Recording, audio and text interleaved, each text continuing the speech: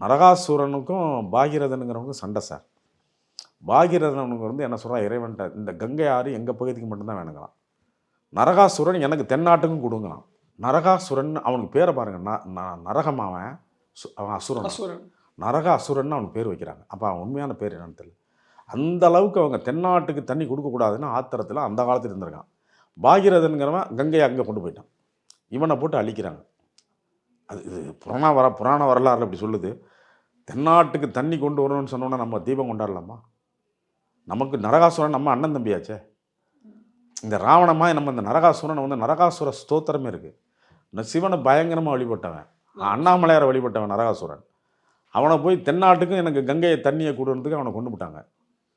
அதனால் உங்களுக்கு வரலாறு வந்து என் தமிழ் தொன்மை வேறு, சமஸ்கிருத கதைங்கிறது அங்கங்கே வந்து ஒரு மூடு விழா. தமிழ் தொன்மையே மூடு விழா. என்னுடைய தீபத்தை, கார்த்திகை தீபத்தை கொண்டாடக்கூடாது. இனி தமிழ் மக்கள் என்ன செய்யணும் கேட்டிங்கன்னா, தீபாவளியை விடணும். தீபாவளி நமக்கல்ல, அது வடநாட்டவருக்கு, கங்கை சமவெளிக்கு உள்ளவர்களுக்கு தான் தீபாவளி.